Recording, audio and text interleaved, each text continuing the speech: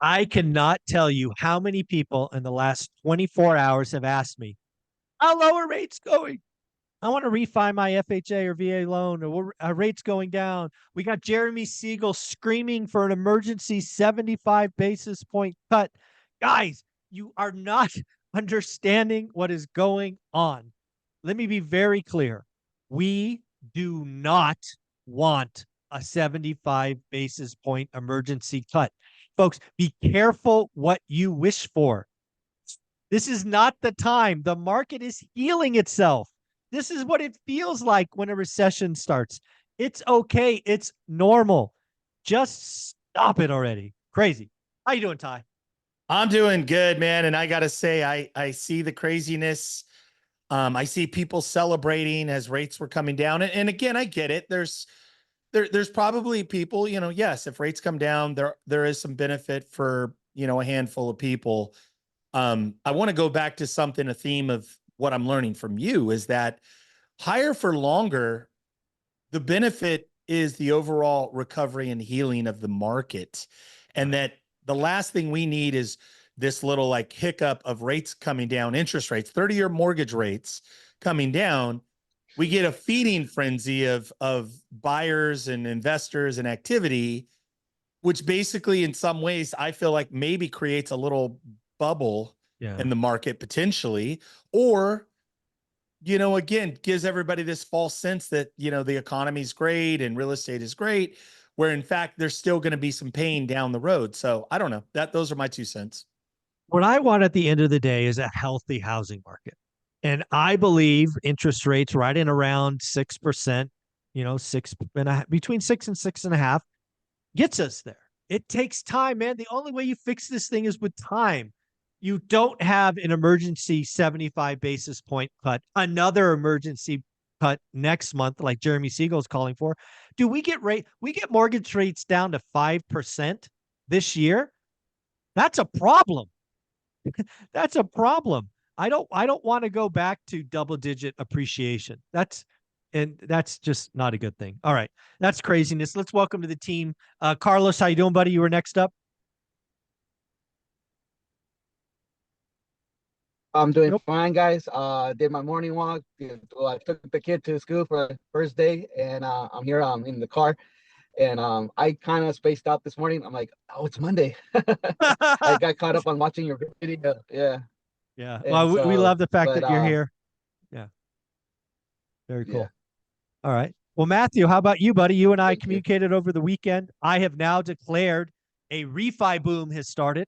I don't think purchases will get, they'll be okay, but I do think we have a refi boom in the works, especially with this FHA VA streamlines going on. What do you think?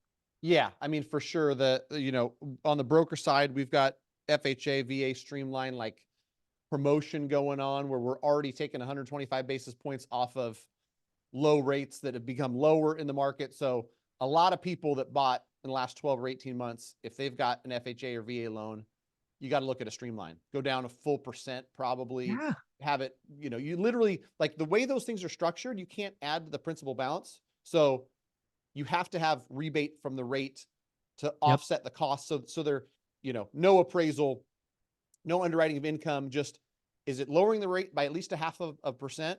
And have they made on-time mortgage payments? Like that's really Simple. all that those things are looking at. And I think you're right. There's going to be more refinance action than, immediate purchase action, but I'm already seeing a lot of fence sitting buyers coming back. And the cool part for me is when they come back, I go, yeah, remember when we were talking about paying a half a point for 6.875?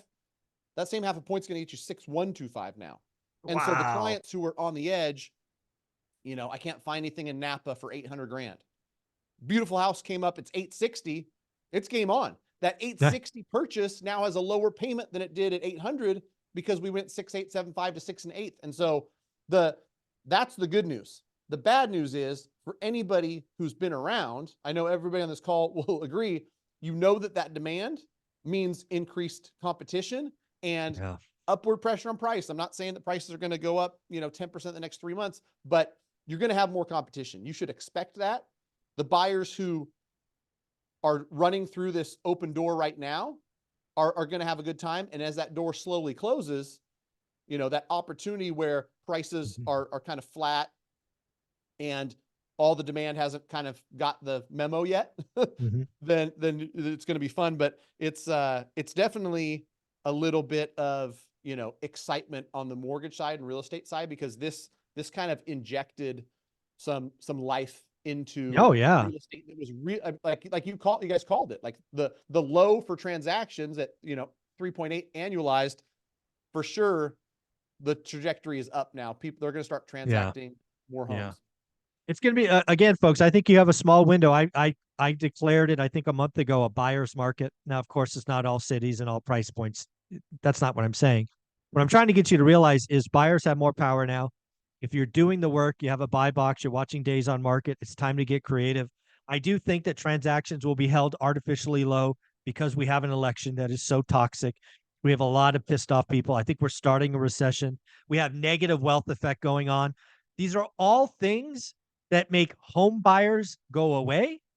And it is all things that make Mike Zuber, the investor, smile, because I will step into the void. I will have less competition. I will get more creative offers accepted, and I will go ham while everybody else doesn't know what's going on. Todd, you and I have been through this before. Buyer's markets do not last long. I don't think this buyer's market lasts 9 months. I think it's a 6-month buyer's market, and I am ready. Yeah, no, spot on. And it's interesting too. I heard a stat over the weekend where they said even like for the last 4 or 5 presidential elections, that time period during the election, we actually see a decline. They said this was statistics, 15% decline in transactions. However, this was from Keeping Current Matters. He also said that it's not like a restaurant where if people don't come to the restaurant, that's lost, right? This is like a retailer, like he used the analogy of an Apple store. He said it's just that if there's a big storm, it's delayed. Yeah. It's delayed, that in fact you pick it back up potentially in the first quarter. So I think, again, with all the uncertainty with the election, all the uncertainty in the stock market, you know, employment, there's a lot of fear. There's just so much uncertainty. For those that have really, like you said, done the work and prepared, this could be a great opportunity for you. Yeah. So Matt, I'm curious, what I mean, rates went down. It's really funny. Rates were down at the open. They're flat last time I checked. So the market's already, kind of from working. a rate perspective today, like I think I heard. Oh, the 10 years up actually. The over 10 the years up weekend, now. yeah, that people thought it was down. Yeah, the 10 years up to 3.8. So more like mortgage bonds are down 9 basis points. But the funny part is, I think a lot of lenders on Friday were like, okay, here's a little bit of betterment. Let's kind of wait and see. Yeah. They gave us the rest of it. I just did some pricing stuff where, 25% down, great credit primary. People are 6.25 at par. It doesn't cost that much par. to get a 5 handle. And so what I know, because I priced a lot of loans on Friday, is that some of Friday's gain wasn't given to us yet. And so like, on my side, 40 different wholesale lenders, they can all kind of set their own rules. And now I'm seeing like, oh yeah, we owed you 30 basis points from Friday. Here you go. It's not today's action. What's up, Ty?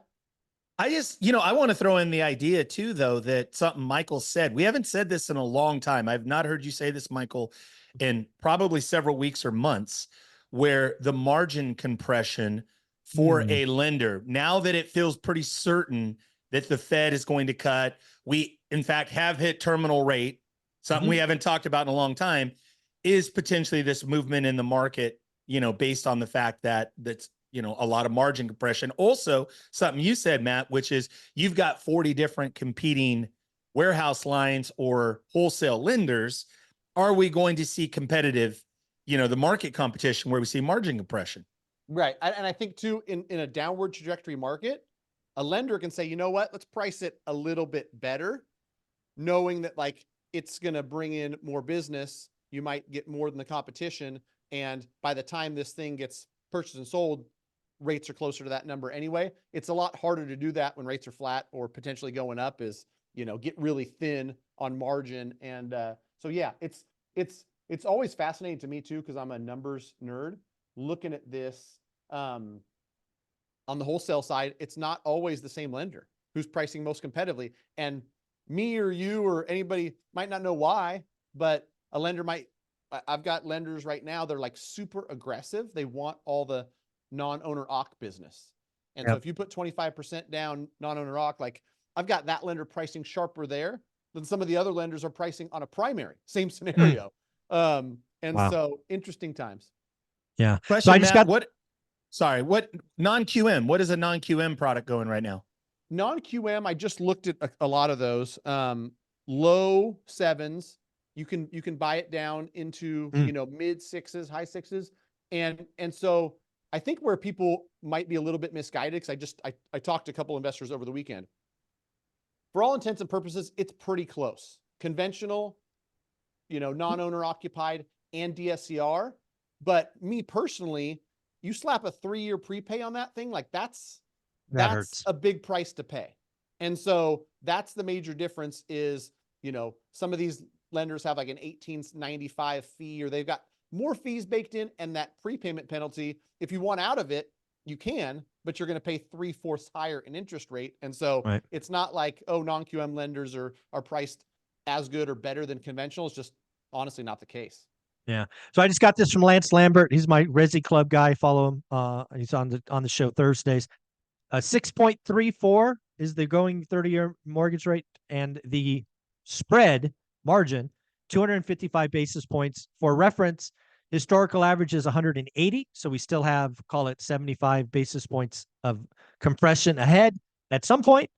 And it's the lowest spread since April 7th of 2023. So we're heading those directions. Very, very cool. Well, Carlos, let's go back to you, buddy. I'm curious, what is going on in the real estate industry? Again, I'm excited for investors. A lot of homeowners perhaps maybe not be moving just yet, but what are you seeing out there, Carlos? Oh, you're on mute. There he is. Hey, Mike, there you go. Well, I do see a lot of people trying to repair their home. I did get a client who called and talked about ADUs, trying to figure out how to pay their mortgage by converting the garage or converting a room into an in-law suite. So from my end, that's what I've been hearing. And I think people are being creative to making ways to cut down their costs. So, and these are calls that I get, at least, maybe once a week of someone trying to convert or, And so I think, that's a really great idea. Taking a 2-car garage, creating a JADU is what I think Thatch Nguyen calls them. Actually, I just spoke to Spencer Cornelia in Vegas, and he's turning a 2-car garage into a studio, basically adding access to a bath and a little mini kitchen. So I think that's the right thing to do. I think a lot of folks are looking at ADUs as a way to cover costs, kind of a mini house hack, if you will. Correct. Yeah. Hey, if somebody wanted to reach out to you, talk to you, get some bids, quotes, how do they do that? Most definitely, you can give us a call at 559-681-8431. That's 559-681-8431. Very cool, man. We appreciate you, Carlos. All right, Matt, the mortgage guy. If somebody has a FHA, VA, somebody wants to get a quote, see what's what for them, see what it costs to get a 5-handle, man. Can you imagine a 5-handle on a loan? How can they reach out? Go to greatmortgagebroker.com. That way you can connect with me, and I'll connect you to a team member if, one of the 48 states we're in. If you want to fire me an email, which plenty of people have, matt@mtmg.com.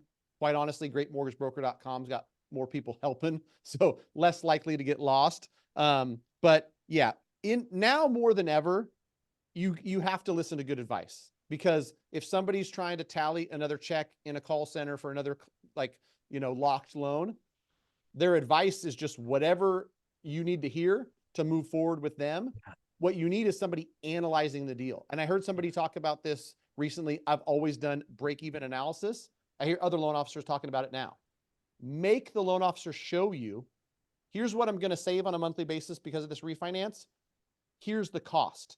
And don't let them tell you nothing's coming out of pocket. It doesn't cost you anything.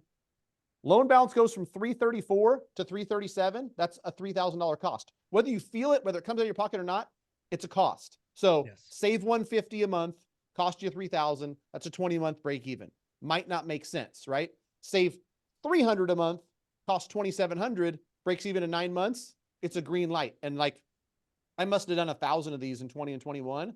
I feel like I've got an Excel spreadsheet dialed. I'm going to show you the break even, and I'm going to say, that looks like a green light. That looks like a yellow, maybe. Like, that's a red light. You don't want to refinance and have a 57-month break even. Don't do that. No, don't do that. Yeah, love that. And Ty, you're doing a lot of helping agents. Agents got 12 days away. The NAR settlement, August 17th, I believe, goes into effect. A lot of agents are struggling. Transactions are down. You have taken a special interest in helping them understand how to become a hybrid agent, how to see opportunity in the chaos. What's going on? Yeah, I would say, again, talk about just a wild ride in 2024.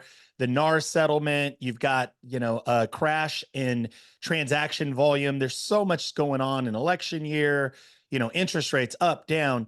Now more than ever, there's such a huge opportunity for agent investors, realtor investors who are not only serving the community, buyers and sellers, but also looking for opportunities for yourself, as well as having the tools in the toolbox to, understand creative financing, subject to seller financing, novations, all of it, lease options, ADUs, all of it, wholesaling, all of it. So, if anybody wants information on any of it, please just email me, ty@tylg.com, ty@tylg.com.